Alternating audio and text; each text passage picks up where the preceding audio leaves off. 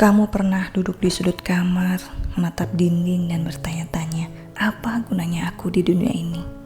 Pernah merasa seperti bayangan yang berlalu aja tanpa jejak? Atau mungkin kamu sering membandingkan dirimu dengan teman-teman yang tampaknya selalu bersinar di media sosial, sementara kamu merasa tenggelam dalam kegelapan ketidakberartian.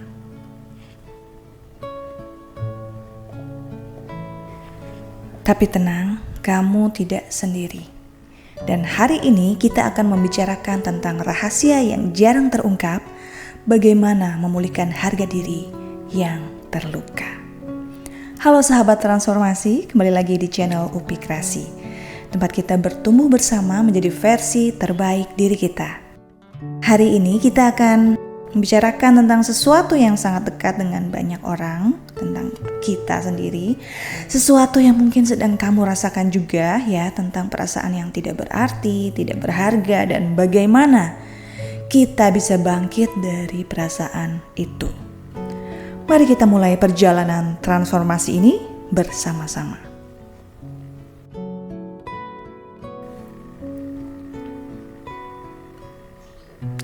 Jadi apa 7 rahasia untuk memulihkan harga diri yang sudah terluka, terkoyak? Mari kita bahas satu-satu. Rahasia pertama, yuk kenali sumber perasaan tidak berharga. Kamu tidak bisa menyembuhkan luka jika kamu tidak tahu itu ada, tidak tahu dari mana asalnya. Begitu juga dengan perasaan tidak berharga. Coba renungkan, kapan pertama kali kamu merasa tidak berharga, tidak berarti? Apakah ada komentar tertentu dari orang tua, guru, atau teman yang membekas? Atau mungkin pengalaman dibully di sekolah? Atau mungkin kegagalan yang membuatmu merasa tidak mampu? Banyak orang dewasa masih mengingat dengan jelas ketika seorang guru atau orang tua berkata, "Kenapa kamu tidak bisa seperti temanmu?" Kalimat-kalimat yang keluar begitu saja dari mereka itu bisa tertanam dalam pikiran kita selama bertahun-tahun bahkan puluhan tahun, membentuk keyakinan bahwa ya, kita tidak cukup baik. Penelitian psikologi menunjukkan bahwa banyak keyakinan negatif tentang diri kita berasal dari pengalaman masa kecil. Ya, betul. Tapi penting untuk diingat bahwa komentar atau penilaian itu seringkali hanya mencerminkan perspektif satu orang pada satu momen tertentu dan bukan kebenaran universal tentang dirimu, tentang nilaimu. Jadi tugas pertamamu adalah menjadi detektif dari perasaanmu sendiri. Catat dalam jurnal, kapan kamu merasa paling tidak berharga? Situasi apa yang memicu perasaan itu? Dan apa kata-kata atau keyakinan negatif yang muncul dalam pikiranmu? Ini adalah langkah pertama yang penting, karena kamu tidak bisa mengubah apa yang tidak kamu kenali. Jadi mari kita kembali ke dalam, tanyakan ke dalam. Kira-kira kapan? Kira-kira kenapa? Apa kata-kata yang membuat perasaan itu muncul? Rahasia kedua, hentikan perbandingan sosial. Sahabat transformasi, kalau ada satu hal yang bisa kamu lakukan hari ini untuk meningkatkan harga dirimu, itu adalah berhenti membandingkan dirimu dengan orang lain. Seorang tokoh bernama Theodore Roosevelt pernah berkata, "Perbandingan adalah pencuri kebahagiaan," dan itu benar sekali. Masalahnya, kita sering membandingkan bagian terburuk dari diri kita dengan bagian terbaik dari orang lain. Miris. Kita membandingkan behind the scene kita dengan highlight realnya orang lain. Ya, sebuah studi dari Universitas Harvard menunjukkan bahwa mahasiswa yang sering membandingkan nilai mereka dengan teman sekelas melaporkan tingkat kepuasan hidupnya lebih rendah. Mereka mungkin tidak menyadari bahwa seseorang yang mendapatkan nilai A mungkin mengalami masalah juga di area kehidupan lain, tantangan kehidupan yang lain yang tidak diketahui oleh kita, seperti kecemasan sosial, ada masalah keluarga, atau kesulitan keuangan. Faktanya, seorang mahasiswa yang terlihat selalu mendapatkan nilai tinggi tanpa usaha keras, mungkin juga menghabiskan waktu berjam-jam di perpustakaan ketika orang lain tidak melihat. Atau mungkin mereka sangat pandai dalam satu mata kuliah, tapi juga berjuang di mata kuliah lain. Jadi, kita semua punya kelebihan dan kekurangan masing-masing. Tapi media sosial dan standar masyarakat membuat kita terfokus pada area di mana kita merasa kurang.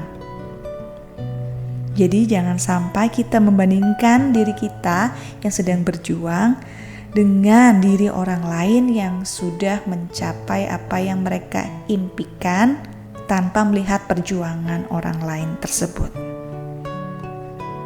Yuk, mulai hari ini mungkin kita bisa mencoba tantangan untuk melakukan digital detox.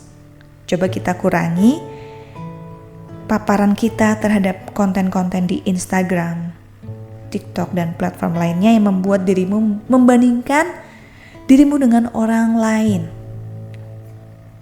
Mungkin kau bisa kurangi atau hentikan dulu sementara waktu, lalu perhatikan bagaimana perasaanmu. Dan setelah kamu puasa digital untuk digital detox, evaluasi feed sosial mediamu. Kamu bisa unfollow akun-akun yang selalu membuatmu merasa tidak cukup, merasa kecil. Ganti dengan akun-akun yang menginspirasi dan membuatmu merasa diterima apa adanya. Dan nanti ketika kamu sudah merasa harga dirimu kembali, kamu bisa mengecek apakah ketika saya melihat akun-akun yang menampilkan tanda kutip kesempurnaan hidup, apa yang aku rasa? Apakah bisa netral ataukah masih terasa mengancam? Jika sudah netral, itu tandanya kamu sudah pulih dengan harga diri yang baik. Rahasia ketiga, praktikkan self-compassion. Sahabat, coba bayangkan, ada sahabat terbaikmu datang kepadamu. Datang dengan air mata berlinang dan berkata dia merasa tidak berarti. Apa yang kamu katakan kepadanya kira-kira? Kemungkinan besar kamu akan memeluknya dulu, menepuk pundaknya, mengelus-elus, menenangkannya dan mendengarkannya, dan mengingatkannya betapa berharganya dirinya. Kamu akan menyebutkan kualitas-kualitas baiknya dan bagaimana dia telah membuat perbedaan dalam hidupmu. Tapi, kenapa ya kita jarang melakukan hal yang sama untuk diri kita sendiri? Self-compassion adalah kemampuan untuk memperlakukan diri sendiri dengan kebaikan, kasih sayang, pengertian, pemakluman, terutama saat kita gagal atau merasa tidak cukup. Yuk, mari kita praktikkan sekarang. Letakkan tanganmu di dada, katakan pada dirimu sendiri, aku menerima diriku apa adanya. Ya, aku memang manusia yang tidak sempurna, dan itu normal. Namun, aku layak mendapatkan kebaikan, kasih sayang, dan kebahagiaan, terutama dari diriku sendiri. Aku menerima diriku apa adanya. Aku mengakui aku manusia yang tidak sempurna, dan itu normal. Aku layak mendapatkan kebahagiaan, kebaikan, dan kasih sayang, terutama dari diriku sendiri. Bagaimana? Terdengar sederhana kan? Tapi ini adalah latihan yang sangat kuat jika kita lakukan secara konsisten. Dr. Kristin Neff, pakar terkemuka dalam bidang self-compassion, menemukan bahwa orang yang mempraktikkan self-compassion secara teratur menunjukkan tingkat depresi dan kecemasan yang lebih rendah. serta merasa hidupnya lebih puas. Jadi tingkat kepuasan hidup akan lebih tinggi. Dan setiap kali kamu mendengar suara kritikal dalam kepalamu yang berkata kamu tidak cukup hebat, tanyakan pada dirimu, apakah aku akan berkata seperti ini kepada sahabatku yang aku pedulikan, yang aku sayangi?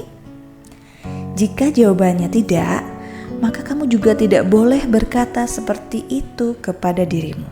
Ya, hati-hati dengan kata-kata kepada diri sendiri. Rahasia keempat, kenali kekuatanmu yang unik.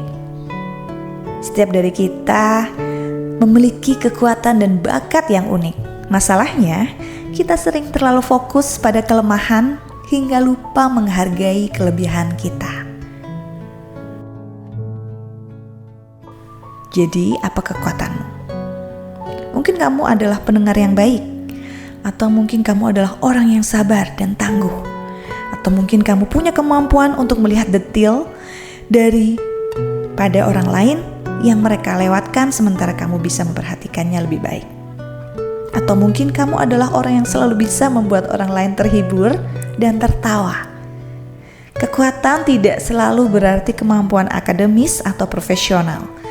Kekuatan bisa berupa sifat kepribadian, nilai-nilai yang kamu pegang, atau bahkan cara unikmu memandang dunia. Ada satu latihan yang bisa kamu coba, yuk.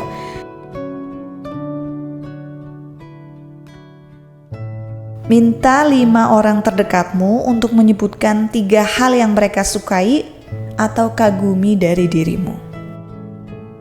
Kamu mungkin akan terkejut mendengar jawaban dari mereka. Dan coba ingat juga saat-saat di mana kamu merasa paling hidup dan energik. Apa yang sedang kamu lakukan saat itu? Aktivitas-aktivitas ini seringkali adalah petunjuk tentang kekuatan alami dirimu. Coba kita ingat-ingat.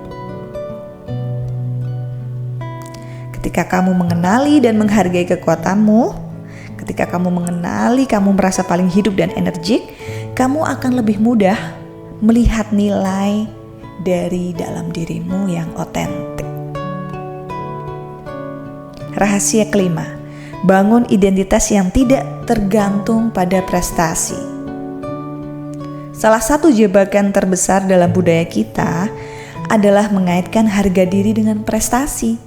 Kita berpikir, aku berharga karena nilai-nilaiku bagus.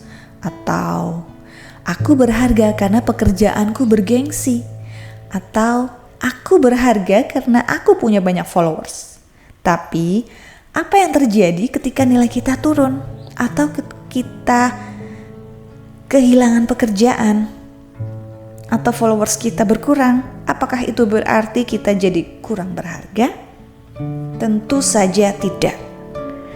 Kamu berharga karena kamu ada. Ingat, kamu berharga karena kamu ada. Titik. Bukan karena apa yang kamu capai, bukan karena bagaimana penampilanmu, dan bukan karena berapa banyak orang yang menyukaimu. Ini adalah perubahan paradigma yang sangat penting yang perlu kita sadari. Dari aku berharga karena apa yang aku lakukan, yang aku miliki, menjadi aku berharga karena aku adalah aku. Banyak profesional sukses yang kehilangan pekerjaan mereka selama pandemi COVID-19. Mereka mengalami krisis identitas. Setelah bertahun-tahun mendefinisikan diri mereka melalui karir yang sukses, tiba-tiba mereka dihadapkan pada pertanyaan. Waduh, aku siapa ya tanpa pekerjaanku? Siapakah aku tanpa karir-karirku? Nah, para psikolog menyebut fenomena ini sebagai contingent self-worth atau harga diri yang bergantung pada kondisi eksternal. Ketika harga diri kita terikat pada pencapaian, kita selalu berada dalam posisi yang rentan. Yang lebih sehat adalah membangun identitas berdasarkan nilai-nilai inti dan kualitas pribadi yang tidak bisa diambil oleh situasi eksternal apapun. Jadi, Bagaimana caranya membangun identitas yang tidak bergantung pada prestasi? Yuk, mulailah dengan menentukan nilai-nilai inti hidupmu. Apa yang benar-benar penting bagimu? Kejujuran, kebaikan, kasih sayang, kreativitas, keadilan, keteguhan, atau yang lain. Temukan itu. Kemudian, fokus pada menjadi orang yang hidup sesuai nilai-nilai tersebut, bukan pada mencapai standar eksternal tertentu. Rahasia keenam, berikan pada orang lain, berbagi. Ya, mungkin terdengar kontradiktif, tapi salah satu cara terbaik untuk merasa lebih berarti adalah dengan banyak-banyak memberi pada orang lain. Penelitian menunjukkan bahwa tindakan kebaikan sekecil apapun dapat meningkatkan level hormon kebahagiaan kita, seperti dopamin dan oksitosin dalam tubuh kita. Dan yang paling penting, memberi itu adalah membuktikan pada diri sendiri bahwa kita memiliki sesuatu yang berharga untuk ditawarkan kepada dunia, kepada orang lain. Ini tidak harus berarti dalam bentuk materi ataupun donasi yang besar atau komitmen volunteer yang intensif, bukan. Bisa sederhana kamu membantu tetangga membawakan belanjaan ketika dia kerepotan turun dari motor, atau mendengar teman yang sedang kesulitan, kamu menemaninya duduk untuk hadir, atau bahkan sekedar tersenyum kepada kasir supermarket, kepada petugas bank, kepada petugas yang kamu temui, atau bahkan pada tukang parkir. Ya, sebuah studi di Universitas Pennsylvania menemukan bahwa relawan yang menghabiskan waktu untuk membantu orang lain melaporkan peningkatan signifikan dalam kebahagiaan dan harga diri mereka.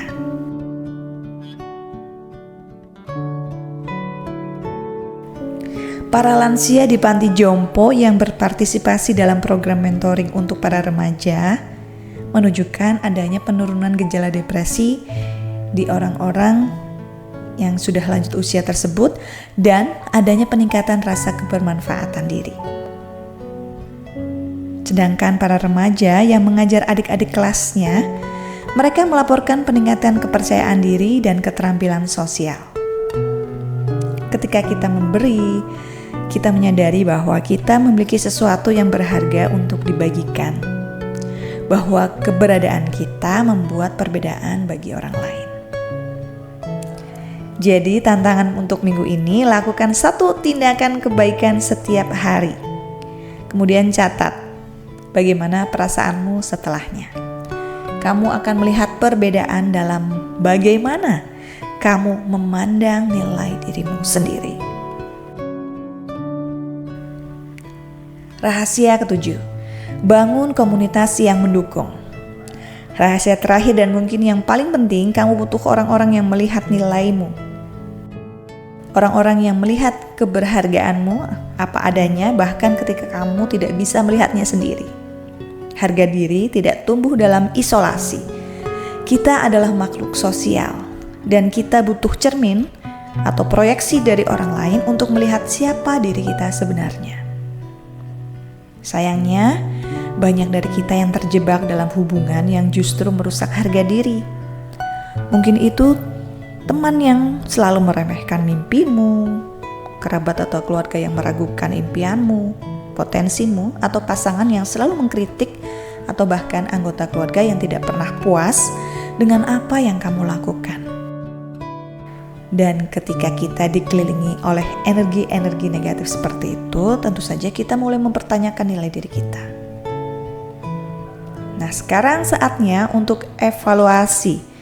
Siapa 5 orang yang paling sering kamu habiskan waktu bersamanya?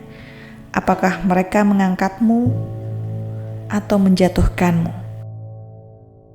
Apakah mereka mendukung mimpimu atau meragukannya? Apakah mereka melihat potensimu atau hanya melihat kekuranganmu? Penelitian dari University of California menunjukkan bahwa kualitas hubungan sosial adalah prediktor atau alat untuk memprediksi yang kuat dalam kesehatan mental dan harga diri kita.